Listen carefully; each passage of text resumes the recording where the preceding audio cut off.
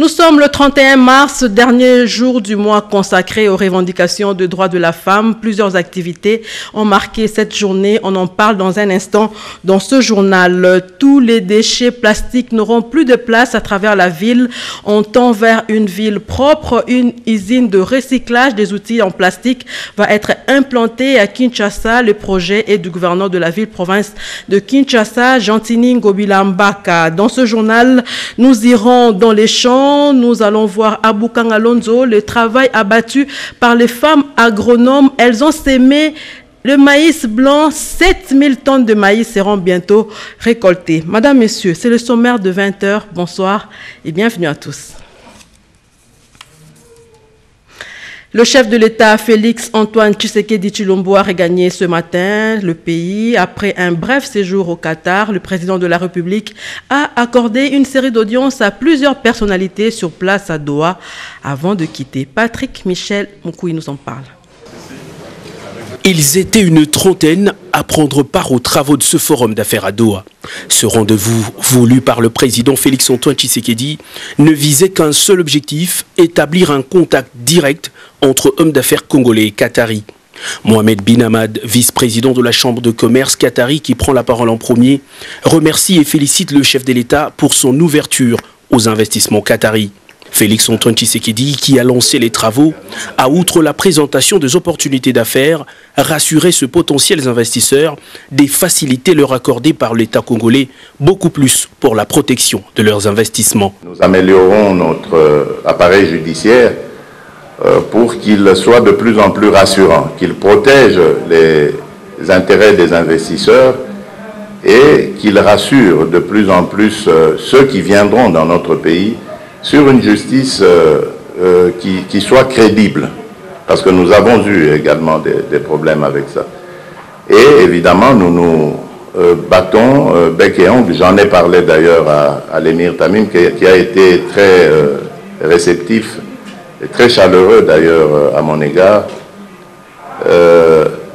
pour lui dire que nous sommes très soucieux de la situation sécuritaire dans le nord-est de la République et nous voulons redoubler d'efforts pour éradiquer tous ces groupes armés qui opèrent dans une région qui est un des fleurons de notre République, qui est une des régions qui peuvent susciter cet intérêt des investisseurs et qui en ce moment est la proie à des violences inutiles et inexplicables. Et j'espère qu'avec l'aide de Dieu et celle de nos amis, nous arrivons à éradiquer tous ces groupes armés et à rendre ce pays prospère, pacifique et accueillant comme l'est notre population. Les travaux se sont poursuivis en atelier avec de présentations et discussions pertinentes conduites par le directeur général de l'Agence nationale pour la promotion des investissements, Anthony Kinzo. Les assurances de Félix Antoine Tshisekedi ont eu effet immédiat auprès des investisseurs. Les contacts pris ont donné lieu à une série de réunions annonçant des résultats concrets dans un futur très proche. Dans un autre cadre, les membres du Qatar Leadership Academy ont échangé avec le président de la République sur différents sujets, notamment la Covid. Le président en exercice de l'Union africaine qui a expliqué comment les pays africains se sont organisés pour faire face à la crise de la Covid a aussi plaidé pour un désendettement de ceux-ci afin de les permettre de mieux gérer les effets de la crise. Le gaz en République démocratique du Congo, nous en avons et il y a moyen en l'exploitant d'en faire un gaz de consommation pour les foyers. Des défis environnementaux, Félix Antoine Tshisekedi a lancé un appel aux investisseurs pour aider les pays africains à développer de technologies afin d'aider les populations pauvres qui utilisent encore les bois et protéger les forêts africaines. Vous avez là suivi une session de jumelage présidée par le chef de l'État sur place au Qatar. Les hommes d'affaires congolais qui ont fait les déplacements de Doha ont eu de contacts sérieux avec leurs nouveaux partenaires qataris. On revient sur une série d'audiences que le chef de l'État a accordées sur place avant de regagner la capitale. Le séjour du chef de l'État congolais à Doha a donné lieu à un engouement massif des investisseurs qataris, tous désireux de poser leurs valises dans le pays de Félix Antoine Tshisekedi. Entre deux journées, des hommes d'affaires se sont bousculés pour être reçus par le président de la République. Parmi eux, les responsables du Fonds souverain du Qatar, une structure qui gère plus de 295 milliards d'actifs véhicules d'investissement de l'État du Qatar, principal investisseur dans les plus grandes sociétés comme Google, Glencore ou encore Microsoft. Ce Qatari et le chef de l'État ont discuté sur le projet de développement de ports maritimes de Kinshasa, Boma, Matadi et l'électrification de la RDC par le Fonds Mwinda, ainsi que le projet Sky Power, mais également partager de connaissances pour la création d'un fonds souverain pour la RDC. Avec le président du groupe Qatar Petroleum, il était question de discuter sur la possibilité d'un partenariat dans le renforcement de capacités et support dans la mise en valeur des sites Greenfield pour le gaz et le pétrole, ainsi que la création d'un contenu local. Les responsables de Qatar Leadership Academy Center ont fait avec le chef de l'État une description de l'expérience transition politique pacifique de la RDC avec un accent sur l'importance de la non-violence et le support pour la mise en place de partenariats avec la RDC dans les secteurs de l'éducation, la culture et le leadership. Satisfait des résultats de ces contacts au terme d'un séjour de 72 heures à Doha au Qatar, Félix-Antoine Tshisekedi Tshilombo a regagné dans la soirée de mardi 30 décembre son cher et beau pays, la République démocratique du Congo. On revient à Kinshasa. Je l'ai dit en début de ce journal, plus de sachets à travers la ville. Kinshasa, une ville propre, sans outils en plastique dans les rues. Une usine va bientôt voir le jour. Elle va se consacrer totalement au recyclage de déchets. C'est le gouverneur de la ville-province Kinshasa, Gentini Ngobila, qui l'a annoncé. Guillaume Coucou. Difficile, très difficile même pour maintenir la propriété dans la ville-province de Kinshasa, surtout avec des tonnes et des tonnes de destructus que charrient les eaux de pluie, en plus de notre mauvaise habitude de nous laisser prendre à tout verser dans les caniveaux, sinon dans nos petites rivières. Les emballages en plastique, parlons-en. Surtout les bouteilles et les sachets ayant contenu de l'eau qui s'avale à chaque endroit. L'on sait que Kinshasa mène une lutte acharnée contre l'insalubrité, malheureusement qui achoppe à plusieurs paramètres. Mais enfin une nouvelle, disons plutôt la très bonne nouvelle. Une entreprise congolaise s'offre un défi, celui de tout recycler. Il s'agit ici de recycler le sachet et les bouteilles en plastique. La nouvelle a été annoncée avec bonheur par le gouverneur de la ville-province de Kinshasa, Gentini Ngobila Mbaka, et cette annonce tient la route. Kinshasa vient de se doter d'usines spécialisées pour le recyclage. Leur capacité est même étonnante, entre 10 et 50 000 tonnes par jour, ce qui redonne une nouvelle vie à ces emballages en plastique. J'invite les Kinoises et les Kinois d'aller là où il y a des conteneurs Kintoko, des conteneurs Kinbopeto, et d'amener leurs marchandises.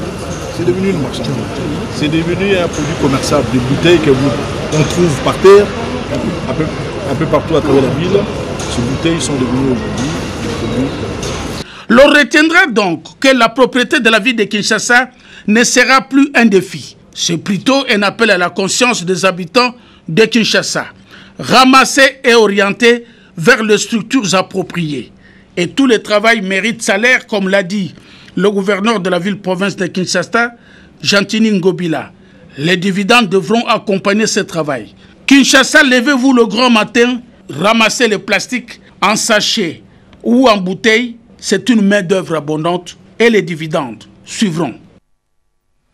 Le déchet plastique, on en parle encore. Ils sont un problème, mais en même temps une solution. Le recyclage de ce déchet va permettre l'assainissement de l'environnement. Propos du ministre de l'Environnement lors de sa visite d'une usine de recyclage à l'église du Christ au Congo. Lopez Kakouba nous en parle. Le gouvernement de la République démocratique du Congo tient à la protection de l'environnement, mais aussi à l'assainissement des milliers de vies de sa population. C'est dans cette optique que le ministre de l'Environnement et Développement durable, Maître Claude Nyamugabo Baziboué, a effectué le lundi 29 mars 2021 les déplacements à l'école Chaoumba pour voir le projet de recyclage et de transformation des déchets plastiques et sachets en matériaux de construction tels que les pavés et autres. c'est un projet qui mérite l'appui du gouvernement. Nous allons, avec l'Église du Christ au Congo, faire un lobbying pour que les partenaires qui veulent protéger l'environnement en République démocratique du Congo mettent leurs mains à la pâte. Ce projet ne nécessite pas beaucoup de conférences ni de séminaires, mais nécessite qu'il y ait des machines qui soient achetées pour assainir Kinshasa, donner des emplois à la jeunesse de Kinshasa. Les déchets plastiques, comme je ne cesse de le dire, sont à la fois un problème et une solution. Nous venons de constater qu'ici, les déchets plastiques ont contribué à fournir des dallettes qui peuvent durer jusqu'à 100 ans, comme dire le plastique. Et donc nous allons intéresser les membres du gouvernement dans ce secteur, à savoir les ministères des infrastructures, afin que les vice-premiers ministres passent par ici avec moi, voir ce que nous pouvons faire avec ces Congolais qui s'adonnent à rendre notre ville propre, à donner des emplois à notre jeunesse et à fournir des matériaux de construction dont nous avons besoin parce que le pays est en pleine reconstruction. Les déchets plastiques sont un problème et en même temps une solution. Leur traitement est une source de l'emploi et des matériaux de construction, dit le ministre de l'Environnement lors de sa visite. 35 km de route à Kananga, 25 km en Mbuji-Mayi seront modernisés. Nos reporters ont fait le tour de la ville pour un état des lieux de route. Le constat est très amer, vous allez le voir. La population implore le chef de l'État pour que les travaux lancés soient exécutés dans un bref délai. Robert Ndaye. Ville située au centre de la République démocratique du Congo, chef-lieu de la province du Kasaï oriental. Deuxième ville du pays en termes de population. Mbuji-Mayi, autrefois capitale mondiale du diamant, se meurt. Les infrastructures se trouvent dans un état de délabrement très avancé. Les routes quasi inexistantes rendant difficile la circulation de la population. Les dernières couches de bitume remontent depuis 1954. En Mbuji-Mayi, des questions de fond sont soulevées sur la politique du gouvernement provincial et national relative à l'entretien routier.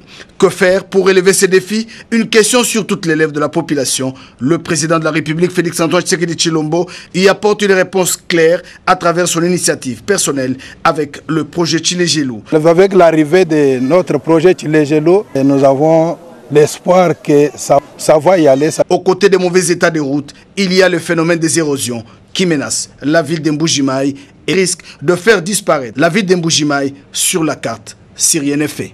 Quelques heures seulement après le lancement des travaux de modernisation et réhabilitation des routes, 25 km au total pour une durée de 36 mois, le directeur général adjoint de CREC7, Dr Stéphane Mundadi, a fait la ronde de la ville pour se faire une idée exacte de l'état de délabrement des routes périphériques. Et une visite d'inspection sur les avenues ciblées sur les projets Tshilé-Gelou, notamment l'avenue Lusambo, avenue des Écoles, Odia David, avenue Tchalamouana, Lumumba, Kasengulu, Kalamba-Nzevu.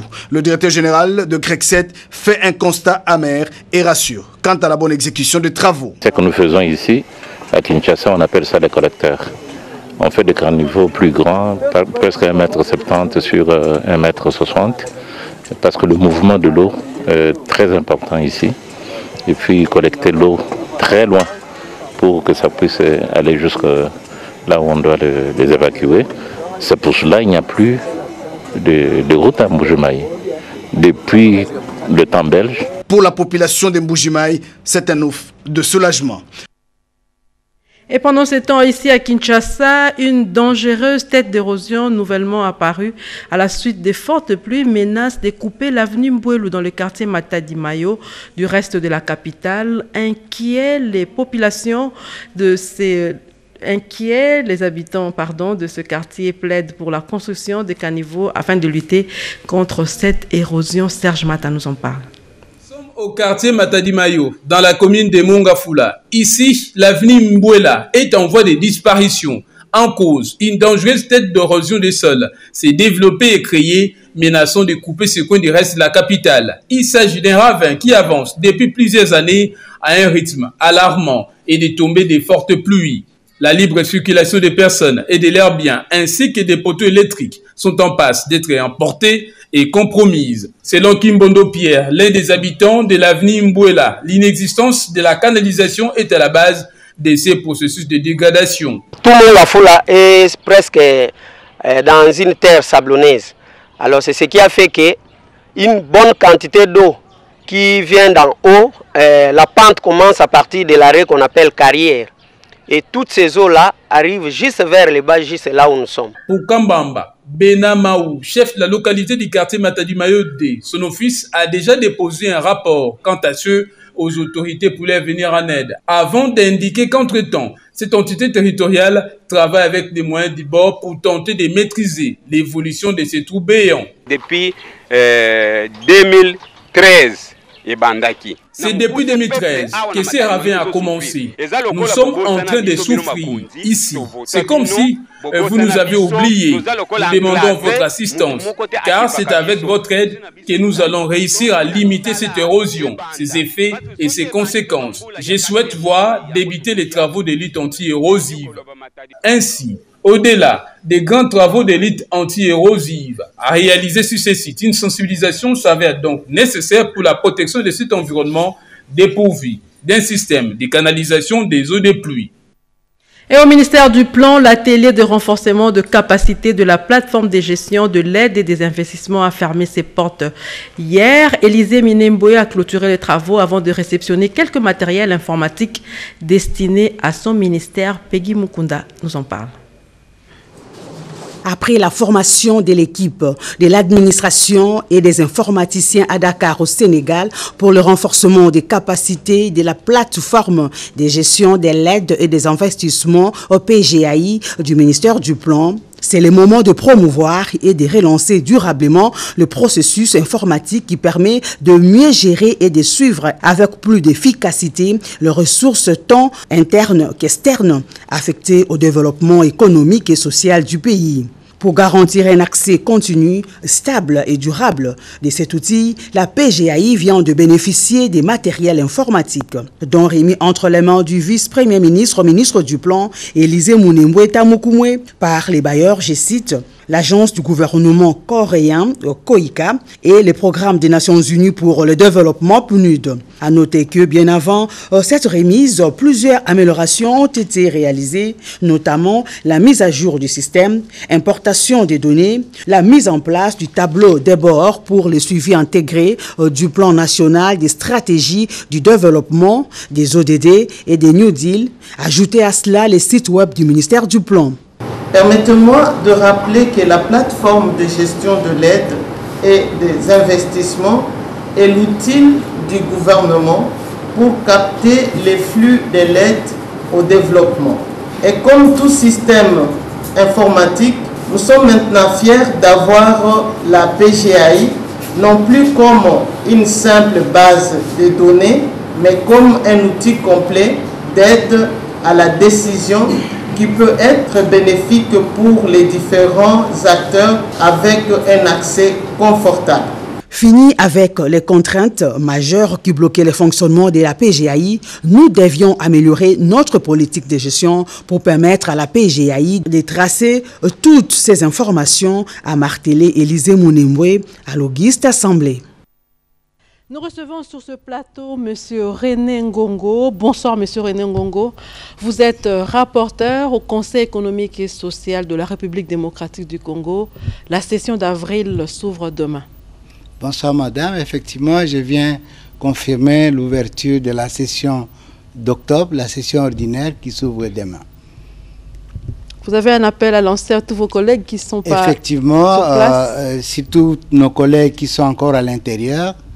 Je confirme que les billets sont disponibles pour qu'ils puissent rejoindre Kinshasa dans les meilleurs délais, parce qu'après l'ouverture solennelle, par les discours d'ouverture du président du Conseil économique et social, très vite nous allons reprendre nos activités habituelles au Conseil. Évidemment, il y a d'abord les arriérés, parce que lorsque nous avons clôturé au mois de décembre, il y avait des avis qui étaient arrivés à maturité mais qui n'étaient pas présentés. Il y a deux avis, un avis sur la régulation de la circulation routière et renaissance de la contravention routière, mais aussi un avis sur, là c'est la commission ECOFIN qui va finaliser cet avis, et l'éducation des bases en RDC comme clé du développement, du changement et principal ascenseur social, rétrospective et perspective. Ça c'est la commission éducation.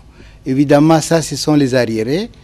Il y a d'autres matières, cette session étant essentiellement budgétaire. Nous allons travailler sur les budgets 2022, mais aussi, comme nous étions en intercession, le bureau va présenter les rapports d'activité et de la gestion pendant l'intercession. Il est prévu des séances académiques, c'est l'occasion où les conseils recourent à de l'expertise de haut niveau pour échanger sur des questions d'actualité, des questions ayant trait à la gouvernance, à la conjoncture économique, à la question du secteur minier. Il est prévu aussi que nous puissions aborder des questions sur l'agriculture.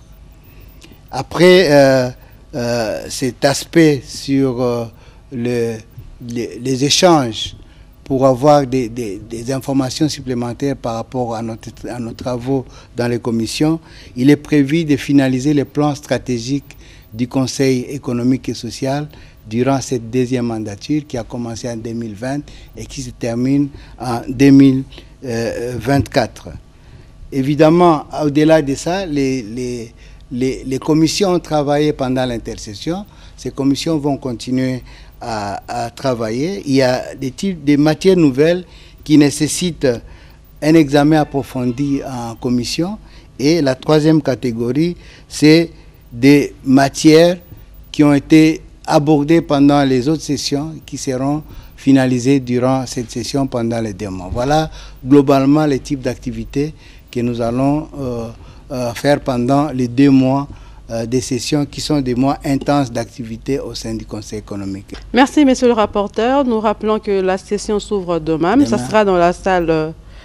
salle du spectacle au Palais du Peuple. C'est à quelle heure? À partir de 10h et il est prévu la fin de la cérémonie à 12h.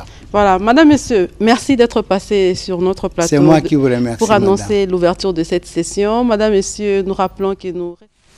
Poursuivant ce journal, une centaine de Koulouna ont pris la direction de Kanyama-Kasese aujourd'hui. C'est les commandants du service national, le général-major Jean-Pierre Kassongo et les commissaires provinciaux de la police nationale congolaise Silvano Kassongo qui les a accompagnés à l'aéroport international de Njili. Une 4e vague constituée également des femmes. Oscar Mbal. Mise en place terminée au commissariat provincial de la police nationale congolaise ville de Kinshasa. Des Koulouna visiblement satisfaits.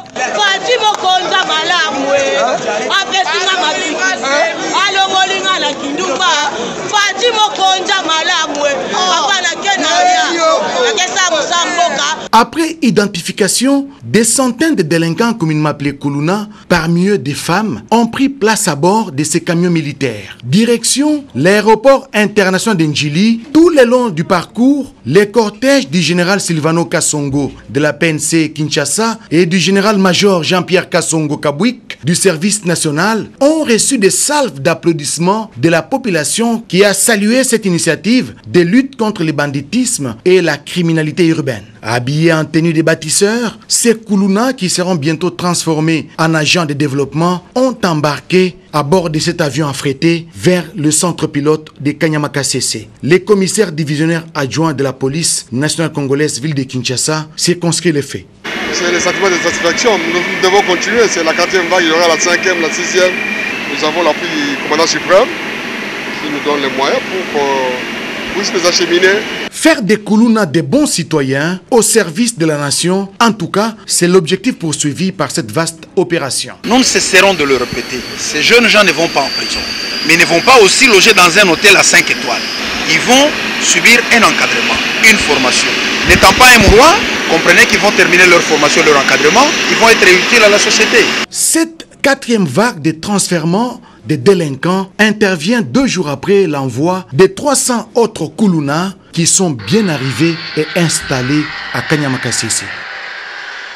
500 mètres de câbles volés, les inciviques ont encore frappé la Société nationale d'électricité à Lubumbashi. Conséquence, plusieurs quartiers dans le noir, y compris l'université de Lubumbashi. Le directeur provincial de la SNEL déplore le dégât. Edith Chala. La prison et les sites universitaires de Kassapa, les quartiers Gambela 1 et 2, régis des eaux pompages, sont dans le noir.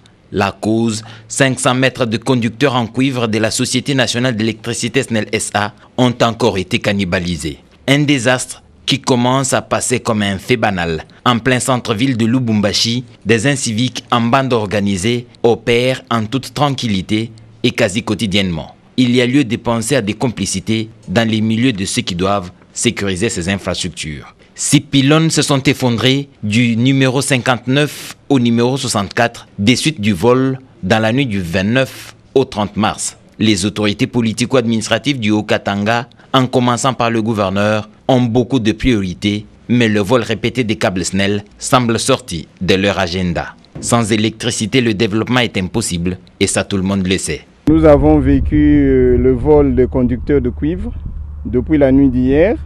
Donc c'est des choses que la SNEL déplore, puisque ces actes d'incivisme non seulement se répercutent sur les recettes de la SNEL, mais aussi sur l'économie du pays et le développement et le bonheur de tout le monde, quoi. Le couvre-feu n'est pas très innocent à cette destruction programmée de SNEL. Les voleurs ont certainement un débouché. Les services de sécurité doivent se mouvoir pour protéger ces équipements capitalistiques qui coûtent les yeux de la tête au gouvernement, seul actionnaire dans SNEL SA.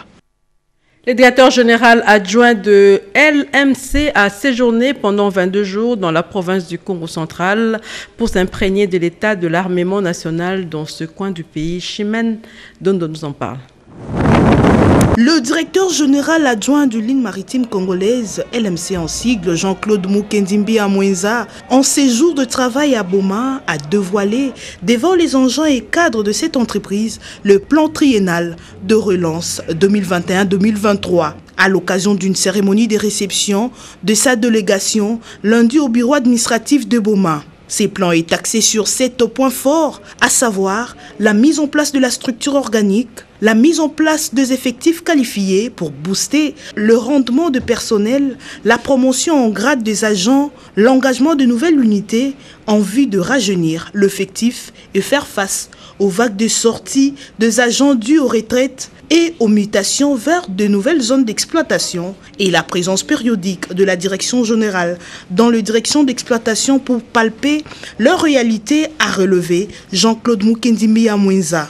Il consiste ensuite à faire de la ligne maritime congolaise un transporteur maritime multimodal et régional au service de la RDC. Toujours dans le cadre de cette relance, LMC va lancer 4 nouvelles lignes. Avant de confirmer que l'LMC attend d'être doté par le gouvernement congolais, grâce à l'impulsion du chef de l'État, Félix-Antoine Tshisekedi Tshilombo, d'un navire en propre afin de desservir la République démocratique du Congo et marquer sa présence effective sur la flotte. Jean-Claude Mukendimbi Amwenza a, après avoir remercié le chef de l'État, Félix-Antoine Tshisekedi Tshilombo, pour sa détermination de relance des entreprises publiques, exhorté les agents et cadres de cette entreprise à appuyer les efforts de leur direction générale par un travail responsable afin de rendre effectifs ces plans de relance, car, a-t-il reconnu, seul on ne peut relever ces défis. On reste dans le Congo central, un accord de collaboration qui porte essentiellement sur le dragage du bief maritime entre les villes de Matadi et de Boma vient d'être signé. La Congolaise des voies maritimes et la Fédération des entreprises du Congo ont signé cet accord de partenariat pour matérialiser ce projet. Plus de détails avec Cédric Kenina. Améliorer la navigabilité dans les biefs maritimes du fleuve Congo dans l'idée hautement sociale de permettre aux navires de haute mer de desservir en toute sécurité les ports maritimes de Boma et de Matadi, c'est le but poursuivi par ces contrats de collaboration entre la Congolaise de voies maritimes et la Fédération des entreprises du Congo. Dans la pratique, les modalités de collaboration reposent sur 2 axes. L'appui à l'exécution des travaux de dragage, l'acquisition d'une drague neuve ainsi que des équipements connexes. Les 2 parties ont été représentées pour la FEC par l'administrateur délégué Kimona Bonongue et la CEVEM par Madame le directeur général. C'est que cette drague fonctionne bien et à tout moment, qu'il n'y ait pas manque de moyens, manque de pièces de rechange, manque de carburant, mais qu'il y ait, in fine, l'achat d'une 2e drague pour permettre à la CVM de faire correctement son travail. Ici, nous parlons de, je vous ai dit, c'est une question fondamentale. Si on ne le fait pas, le bief maritime congolais va être bouché par le sable et aucun bateau, peut-être les pirogues pourront encore entrer, mais les bateaux, le gros navire, ne pourront plus rentrer sur Matadi. Aujourd'hui, nous venons de signer un accord qui va assurer à l'entreprise des recettes supplémentaires pour pouvoir lui permettre donc de continuer à assurer sa mission au moindre coût pour l'économie du pays. Un contrat de collaboration qui fait suite à la demande du Premier ministre qui entend faire de la CVM un outil économique au bénéfice de la communauté, et cela à travers un partenariat public-privé avec la Fédération des entreprises du Congo, FEC.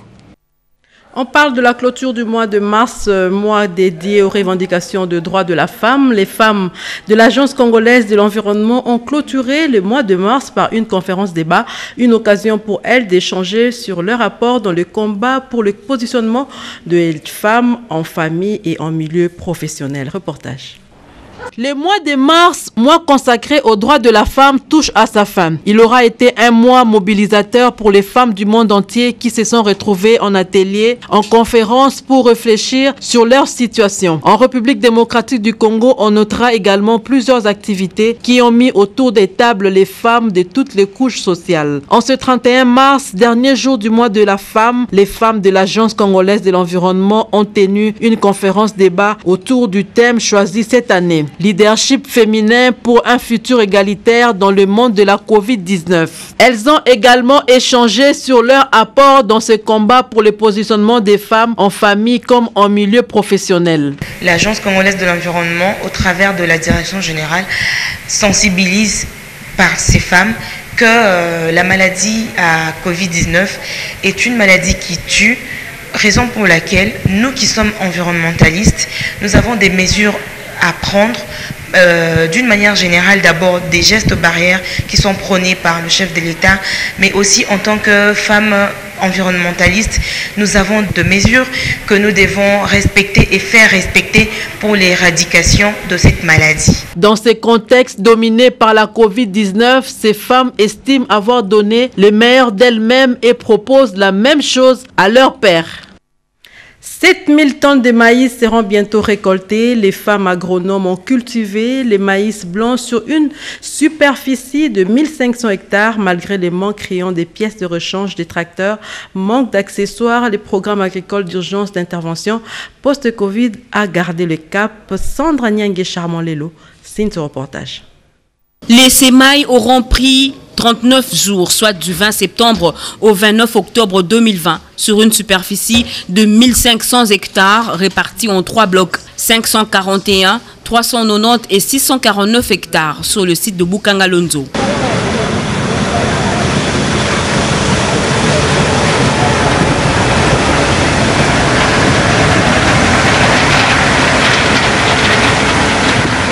Pour cette saison expérimentale, le maïs variété SC319 ou maïs blanc a été ensémencé.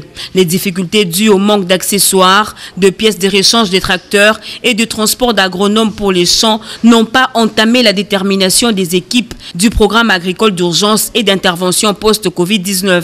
En ce mois de mars, c'est encore une preuve éloquente de la compétitivité de la femme dans tous les domaines de la vie nationale. Des agronomes femmes qui permettent à ces jours d'attendre de ces champs près de 7000 tonnes de maïs. Que les chefs de l'État viennent récolter les maïs à Bukangalonzo, qu'ils voient ce qui se passe ici à Bukangalonzo. Le dommage causé par le retard du financement au moment de ces mailles devrait à tout prix être évité en ce moment de moisson. C'est un cri de cœur de la coordinatrice adjointe en charge de l'exploitation et de production du programme. Nous plaidons à ce que le chef de l'État, Félix-Antoine Tshisekedi, et le chef du gouvernement, qui puissent en tout cas nous soutenir et nous donner la main forte. Et vous voyez le résultat aujourd'hui. Maintenant, nous sommes en pleine récolte et nous demandons à ce que le ministre de l'Agriculture, qui nous a toujours soutenus, d'avoir encore beaucoup de regard à notre égard, afin que nous puissions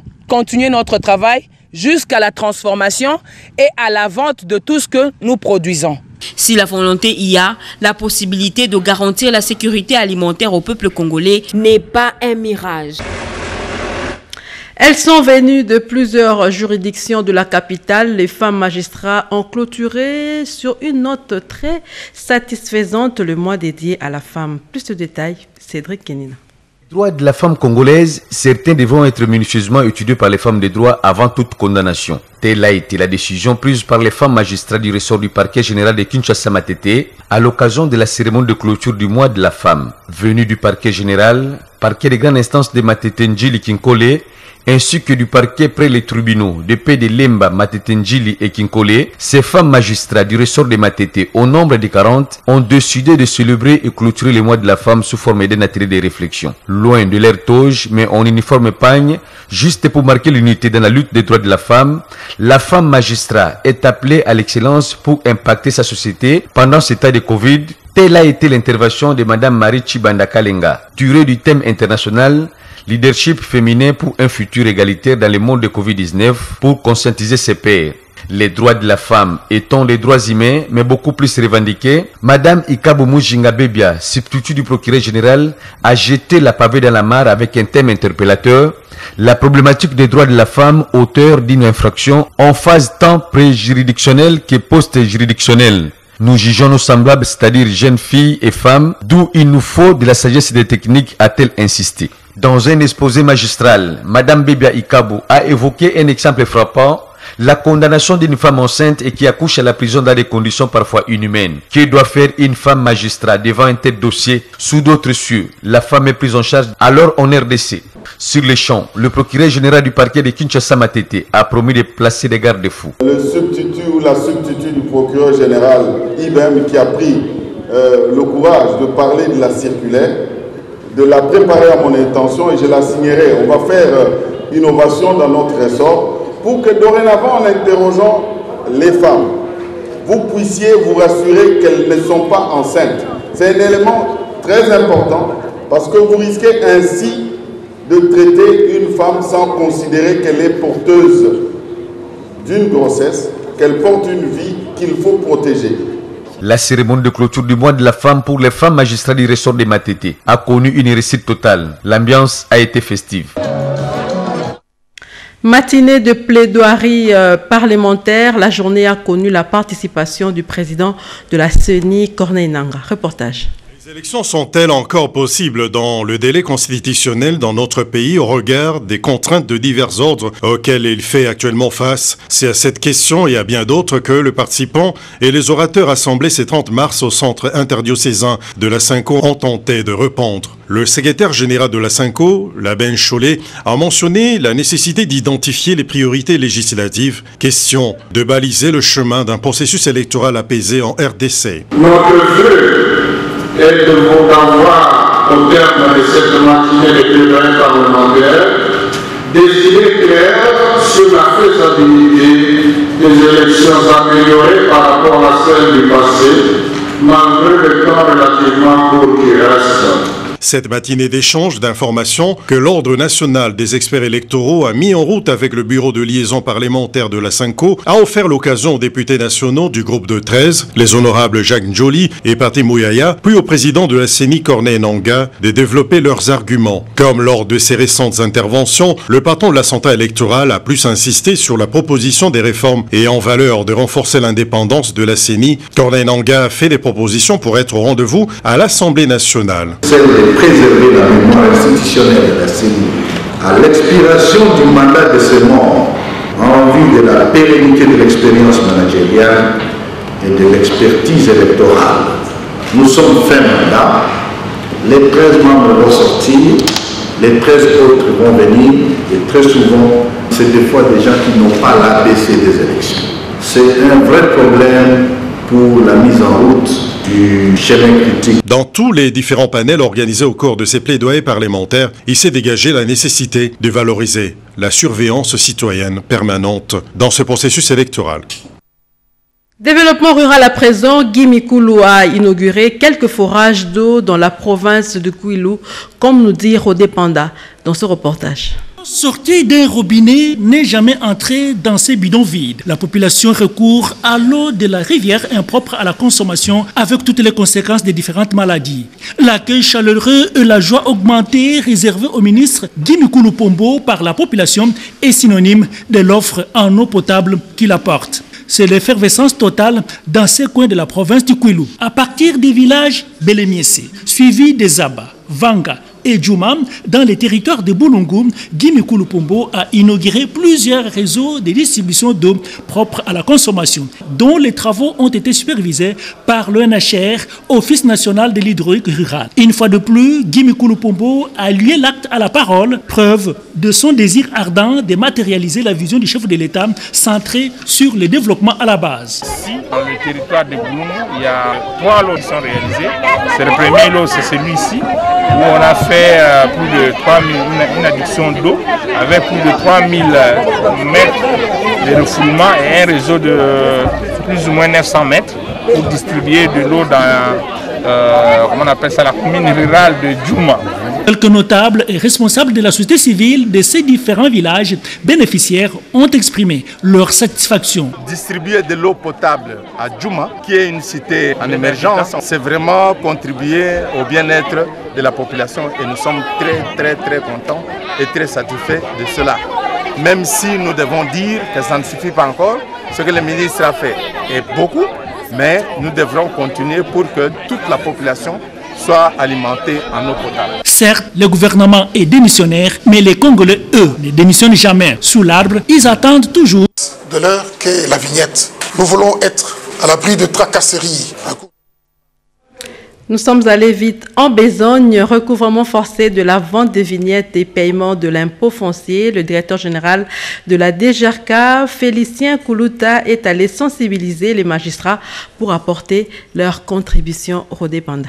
Congolais est un contribuable censé payer son impôt foncier ou la taxe sur véhicules et autres. En campagne de sensibilisation pour le paiement des impôts et taxes, le directeur général de la DGRK, Félicien Koulouta, s'est rendu au parquet général de la Cour de cassation pour appeler les magistrats, hommes de loi et de droit, de s'acquitter de cette obligation civique. Nous, magistrats du parquet général de la Cour de cassation, nous avons pris l'engagement de nous acquitter des obligations fiscales. En l'occurrence, le paiement de la taxe de l'heure qu'est la vignette. Nous voulons être à l'abri de tracasseries en cours de route par les agents placés dans des coins et recoins de la ville de Kinshasa. Nous voulons être des citoyens modèles. Je suis très flatté de l'engagement que tous les magistrats du parquet général, en commençant par le procureur général près la Cour de cassation lui-même et tous les autres magistrats, l'engagement qu'ils ont pris de s'acquitter de leurs devoirs citoyens, à savoir le paiement des impôts et taxes qui reviennent à la ville de Kinshasa. Juste après, c'était le tour du commissariat provincial ville-province de Kinshasa de recevoir le directeur général de la DGRK. Le commissaire provincial de la ville de Kinshasa, le général Silvano Kassongo, confirme cet accompagnement pour doter le pays et la ville de Kinshasa le moyen de faire sa politique. La police est déjà sur le terrain pour appuyer les gens de la DGRK. Chacun doit payer la vignette maintenant parce que la police va commencer à arrêter les véhicules et les différentes fourrières sont déjà disponibles. Quand c'est un recouvrement forcé, il y a des pénalités. Qui que vous soyez, si vous avez un véhicule qui roule, vous devez payer la vignette. Félicien Koulouta est l'homme le plus heureux de cet appui de la Cour de cassation et de la police nationale congolaise. Depuis le 18 courant, le gouverneur avait déjà lancé le recouvrement forcé de vignettes. Et là, il avait instruit la police et la DGRK de se déployer sur le terrain donc, pour arrêter les défaillants. Payer l'impôt, c'est construire son pays. C'est le devoir civique de tous les Congolais. Madame, Monsieur, ce journal est terminé. Nous faisons un clin d'œil à tous nos téléspectateurs qui nous suivent à partir de la commune de Kitambo et partout dans la capitale. Si vous avez aimé ce journal, sachez qu'il a été réalisé par Nono Manteko Ignace Chibangu, a connu le concours rédactionnel de Patricia Ungu sous la coordination de Cédric Kenina. Grand sera pour moi le plaisir de vous retrouver le mercredi prochain. D'ici là, portez-vous bien.